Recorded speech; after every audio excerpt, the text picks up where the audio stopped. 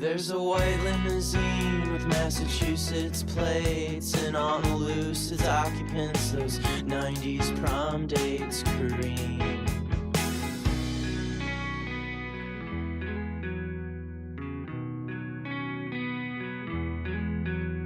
I tongue in my molar, you're my only consoler, you're my midnight buyer in the back of the mire, yeah.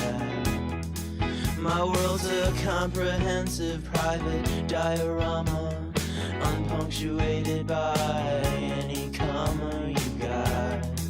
I was a queer balladeer, so proud of our new minivan. You know your dad gave all he had, does best for you just when he can. Greenfield Village and a field trip version of young faces on every person I knew. What's up? All the modern dilettantes, they typed out their privilege. Good morning. What's up, everybody? Welcome to the morning show. My name's Jimmy, and I wasn't here yesterday. Little medical emergency in the family. But we're all good. We're all good. Everything's good. Sorry I missed it. And I missed last Thursday. So guess what?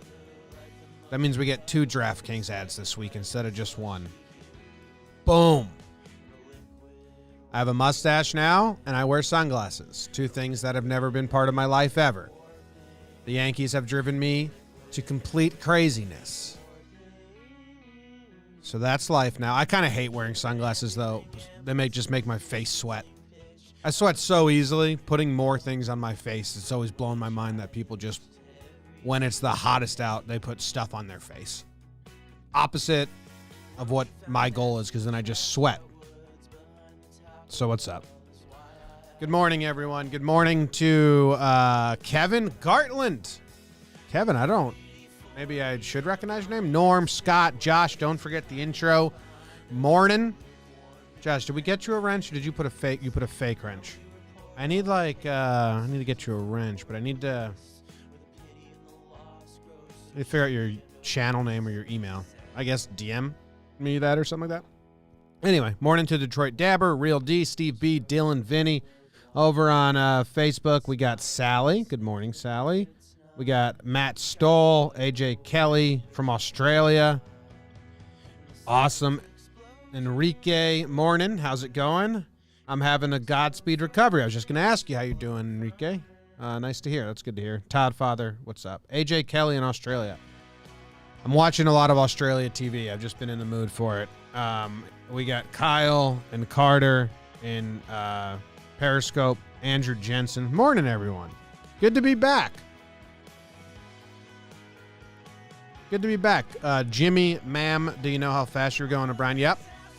Very cop look by me. Very cop look. So, Australian TV. How about Australian football?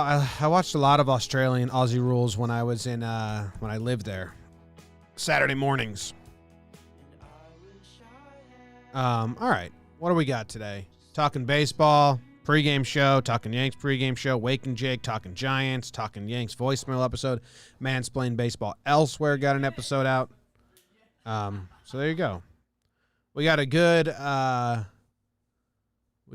episode ahead. A little behind the scenes action. Anthony, producer Ant, is helping take notes and find some bullet points and talking points about all these places because someone says, is it sunny in there? No, this is just my new look. I'm hiding my face. I'm going in disguise because the Yankees are so bad. Producer Ant's been crushing it because, getting to a place where doing all the research for morning, I was like, well, I need help. Otherwise, I can't do this anymore. So I got help. Ant's been awesome. I missed yesterday. That was Frontier Ruckus, the band. I like Frontier Ruckus. They make me feel like I'm still in 2005 high school sound to them. All right. Should we get going? I think we'll just get going. Okay, here we go. The town today is, let me try to get this right. The town today is Natchitoches.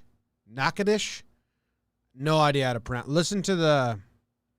I went to a pronounce website and listened to the first thing they gave. Natchitoches. What the fuck is that? Natchitoches. Natchitoches.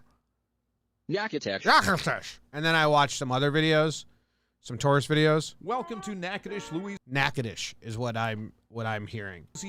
the oldest permanent settlement in the Louisiana Purchase. Oldest permanent. What was that fact?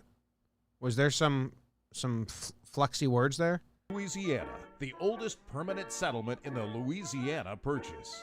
Okay, the oldest permanent settlement. So that's what I think the trick is there. There's been older ones, but they left. Natchitoches. Let's go look at Google Maps. It's in Louisiana. It was part of the Louisiana Purchase. How about that? Dude, the Louisiana Purchase is crazy. It's so cheap. Just so cheap. They basically told Napoleon, who was in a war on another front, like, hey, give us all this land. We'll pay you for it really, really cheap. Otherwise, anytime you send people, we'll just go to war with you. And Napoleon was like, all right, shit, take it. I got bigger things to do. So Natchitoches is in this part of Louisiana. Hey, what's this stretch? Ooh, I don't know how to read maps. What's this? Do you see this light?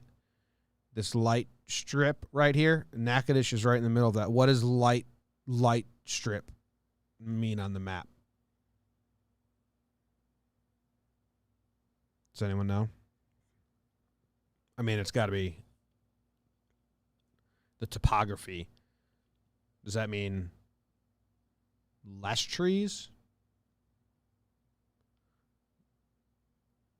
Flood plain. It's a plain. It's a rip. No, river's blue. I know that river's blue. Okay, no trees. Flood plain. So Natchitoches is on a flood plain. There's no trees there. Let's see. It's by Cane River. It's by the Red River. And it's got the Sibley Lake next to it. That's cool. What a weird shape this town is. Look at all the waterways. Yeah, guess it is floody. Valley made by the river. I think you guys got it. Appreciate the help. That's why I need the live audience. Look at all this. The Sibley Lake looks cool. A lot of coastline. What's this? What's this? We got the number 4 etched into the land. Just a dirt road. Just a dirt road. Sibley Lake. Anyone ever been? Nikki's Mexican Takeout. Looks good. What's this green strip? What's this very green strip of land? Is that like a really manicured? Like it looks like they cut the grass real nice. Is that someone's lawn? It's so green. It looks like where you usually have a beach, but it's just perfectly green. I have that song stuck in my head. Just some nice grass. Wow, we found it. Let the dog run there. Perfect grass. A little breeze from the Sibley Lake. Just the most beautifully manicured grass in between a lake and a highway. Not where you expect it. Good for them. Great job. Okay, what else? Is there anything else on here? Should I go to the talking points? I think so. We do have drone footage of, how do you say it? Natchitoches. Established in 1714 by Louis Jéricourt de Saint-Denis as part of the French Louisiana. The community was named after the indigenous Natchitoches people. I'm saying it like just an expert now. It looks like they maintain the dam pretty well. A levee, airstrip. Took my Chevy to the levee, but the levee was dry. And those good old boys were drinking whiskey and rye, singing this will be the day that I die. Did you write the book of love? Do you have faith in God above? It is the oldest permanent settlement in the region. Natchitoches' sister city is Natchitoches. I don't know how to pronounce the sister city. Natchitoches. It looks like Natchitoches. Extra alkali, fragilistic Natchitoches in Texas is a sister city. During the Civil War, Natchitoches was set on fire by the Union soldiers who retreated through the town after their failed attempt to capture Shreveport. Confederate cavalry pursued the fleeing soldiers and arrived in time to help extinguish the flames. That'd be pretty quick. Before they just got, they don't have hoses or fire trucks. They just got buckets and water. I don't think it was that on fire anymore. Alexandria was destroyed by Union troops in 1864, but both Union and Confederate troops were responsible for severely damaging plantations along the river during the war. So it just got fucked up. Civil War. Both sides didn't really handle it with care. Wow. Rude. Natchitoches was the site of the gas pipeline explosion in 1965 that killed 17 people. Bummer. Multiple movies have been shot here. Okay. Exciting. The Horse Soldiers. Never seen it. Cane River. Never seen it. Steel Magnolias. Is that the one with Dolly Parton? Steel Magnolias. It is. I watched a little bit of that the other day while I was cooking. Because I figured, here's an old movie I'll just put on. Bunch of women in a town getting married. Sally Field. Love Sally Field. Gidget. The Man in the Moon. And 12 Years a Slave. It was all filmed there. Wow.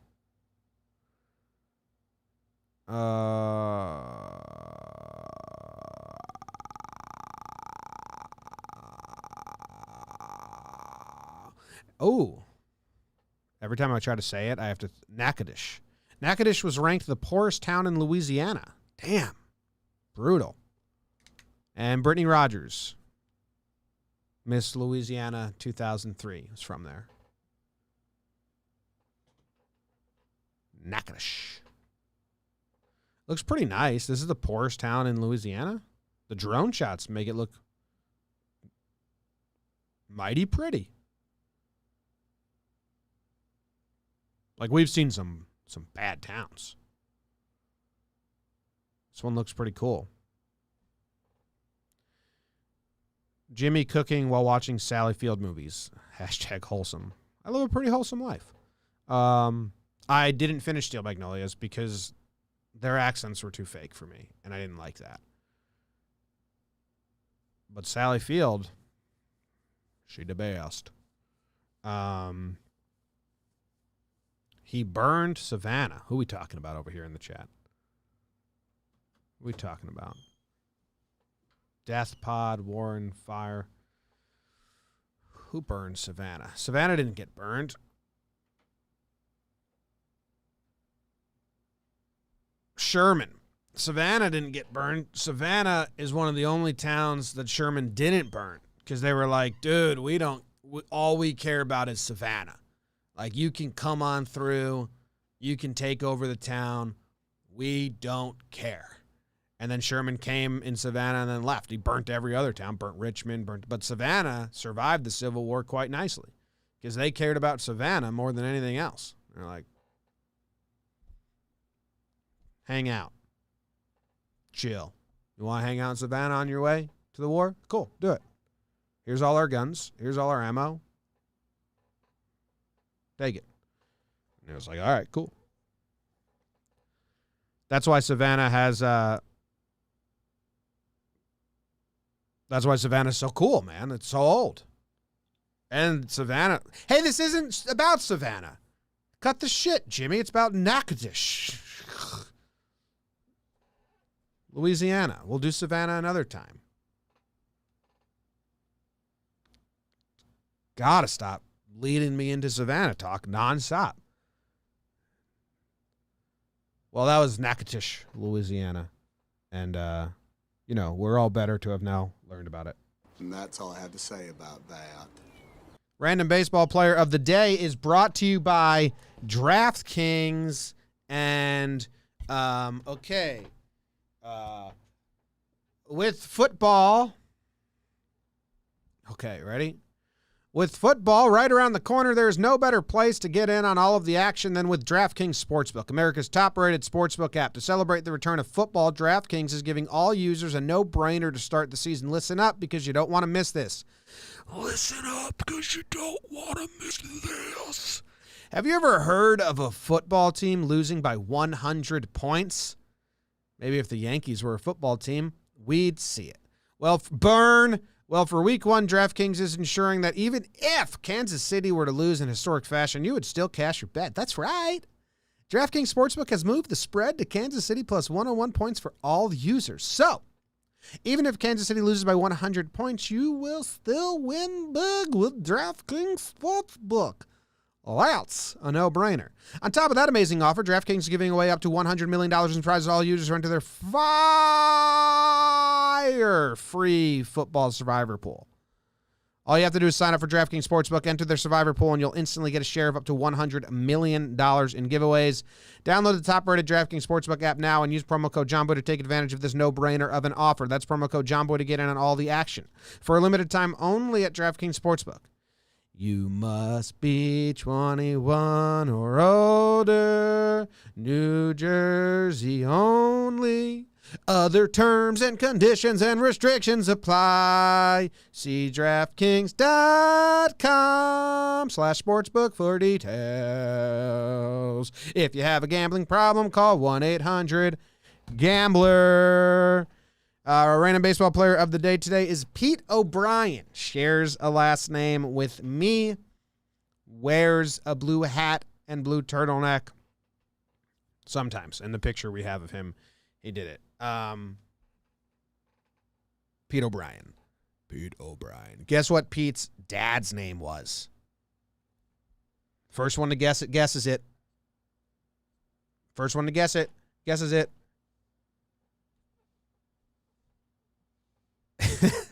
BVD, that made me laugh in the YouTube chat. First one, Brian. Jim. Josh, got it. Yeah, Jim O'Brien. His dad's name was Jimmy O'Brien, and his mother's name was Janice O'Brien. Some alliteration. They had 7 children, but they didn't name them all J's. They should have done that. Speaking of names, hey, BBD. How cool is the name Joan Cohn? It's David Cohn's mom's name he always talks about. She married into that. Do you think she had any hesitations? What? Joan Cohn. It's like the cool version of Julia Guglia, which is from Never Been Kissed. Do you think Joan Cohn had any reservations when she married in Zero. David? I can't even believe you're asking that. It's a cool name, right? She had no reservation. Joan Cohn. What Okay. else you got in here? What's you keep in here, huh? Not much. Media tells me her maiden name was Curran, so Joan Cohn. Just go to that. Oh, Pete O'Brien. Yeah. He's a first baseman outfielder. Played for the Rangers, Indians, and Mariners. His dad's name was Jimmy O'Brien. Is there a more recent Pat O'Brien. Peter O'Brien, the Yankees prospect Peter that mashed that O'Brien. went to the Marlins, I believe. This guy was part of a multiplayer trade to the Cleveland Indians for Julio Franco. Cat scratch beeper today. I have the razor. Do you mean a buzzer? Yeah. Yeah. Yeah, a little electric thing with a sideburn thing. You say razor, I think. Oh, no. They're both razors. Electric razor. Jake's got to get a cat scratch in his eyebrow. Lost a bet.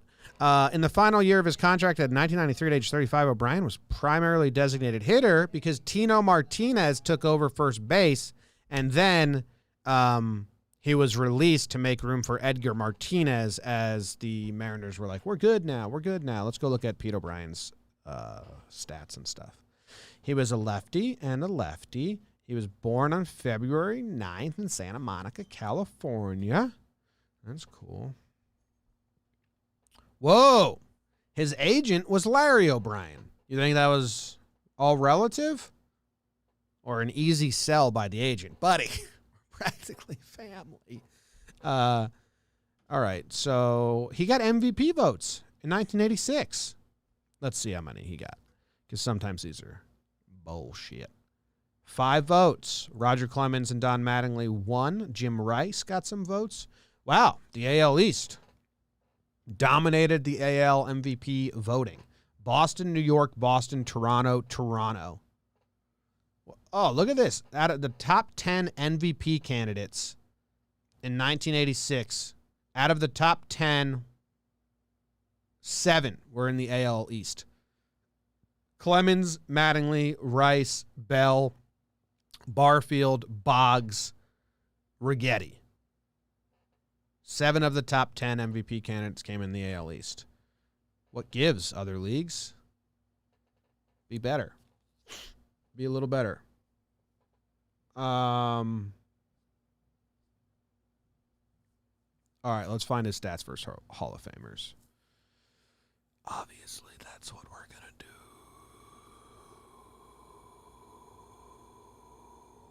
do.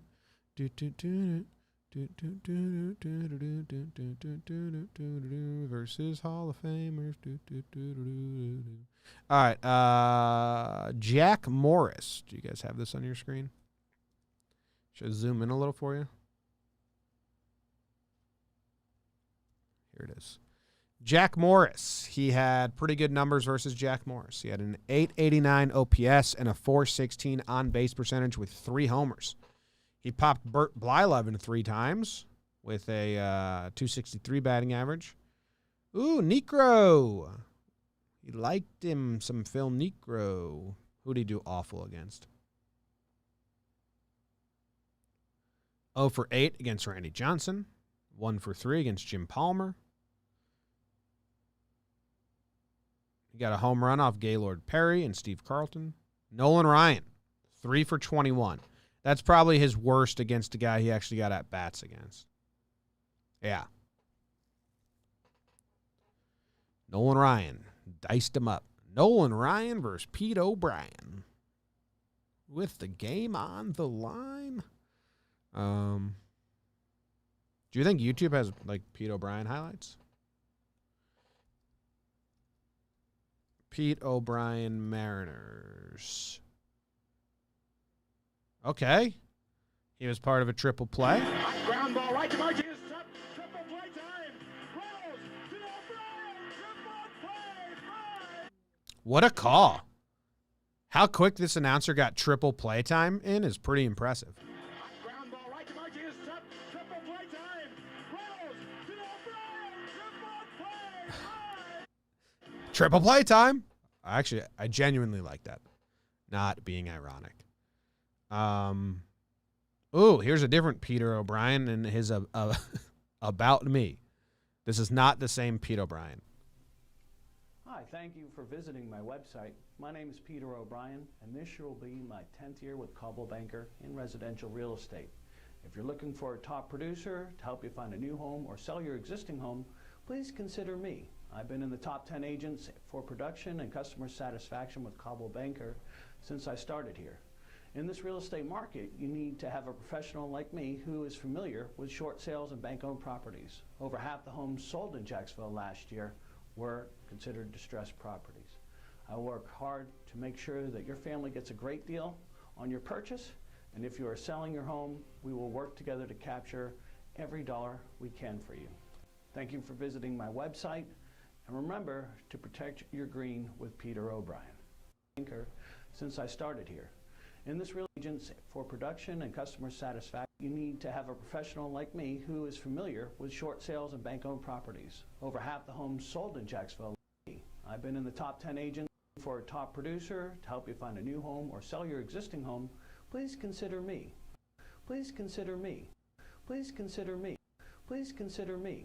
Please consider me. Please consider me. Please consider me. All right, that was Peter.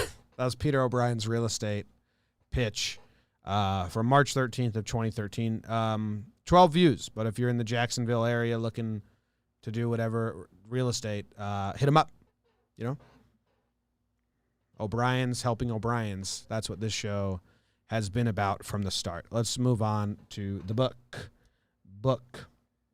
And that's all I have to say about that. Bukowski. I decided to do Bukowski. I decided also I lived a Ted Kooser poem this morning. We were on the bus. Where's all my bucks? I was on the bus and classic Kooser poem moment.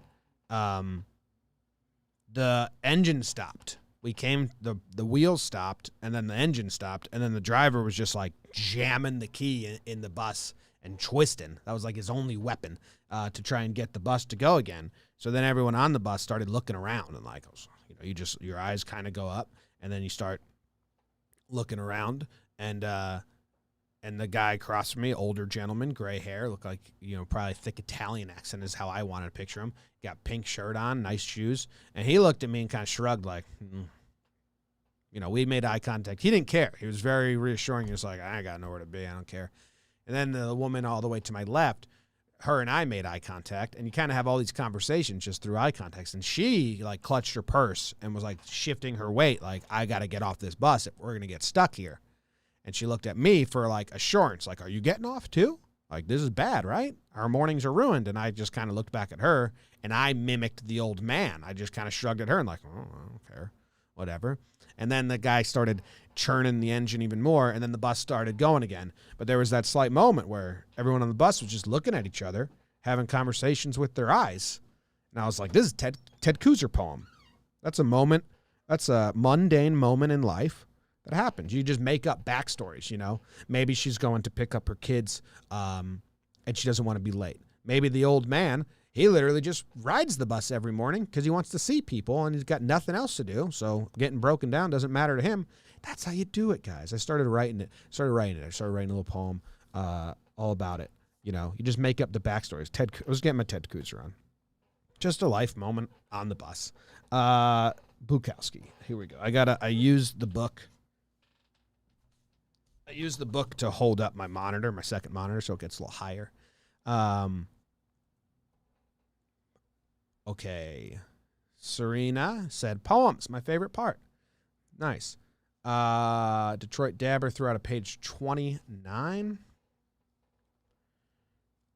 Let's see. Bukowski. You never know what you're going to get with Buk. You know, we could get some gross shit.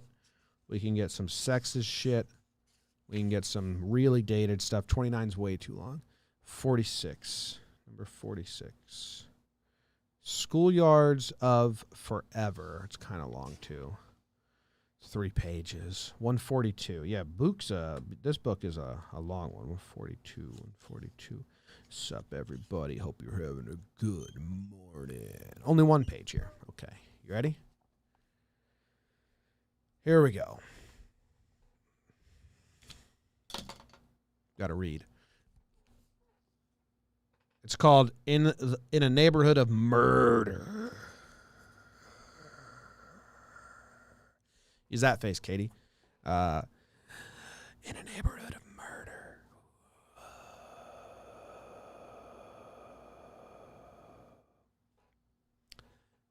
The roaches spit out paper clips, and the helicopter circles and circles, smelling for blood. Searchlights leering down into our bedroom. Okay. So the helicopters are searching for a murderer, is my guess. 5 guys in this court have pistols and a machete. We are all murderers and alcoholics. But there are worse in the hotel, across the street. They sit in the green and white doorway, banal and depraved, waiting to be institutionalized. Okay, so now it seems like he's in the courthouse with a bunch of other criminals. Here we have Here we each have a small green plant in the window. And when we fight with our woman at 3 a.m., we speak softly. And on each porch is a small dish of food, always eaten by morning, we presume by the cats. Okay, is he in jail? Or is he in, like, is he in jail with a bunch of murderers?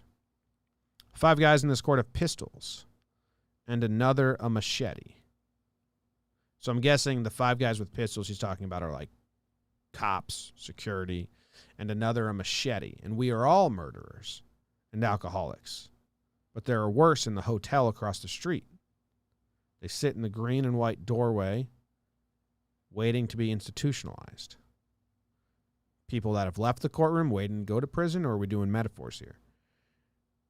We each have a small green plant in the window, and when we fight with our women at 3 a.m., we speak softly, and on each porch is a small dish of food, always eaten by the morning, we presume by the cats. I don't know, man. Insane asylum? Is he just comparing the mundane 9-to-5 life to insane asylums? I think he's definitely just saying, you know, in our own way, we're all murderers. Murdering ourselves, murdering our own lives, murdering the people we're in love with. Seems like a negative poem.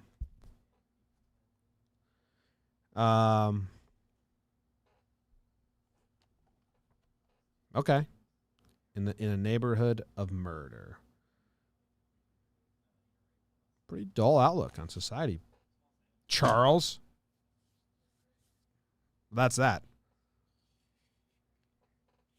I think I like Coozer more these days.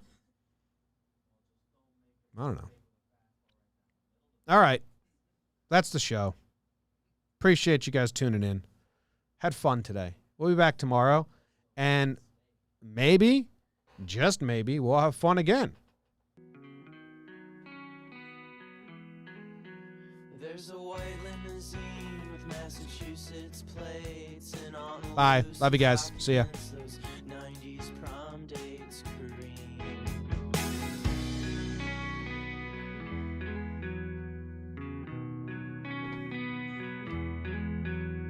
I tongue in my molar, you're my only consoler, you're my midnight buyer in the back of the mire, yeah.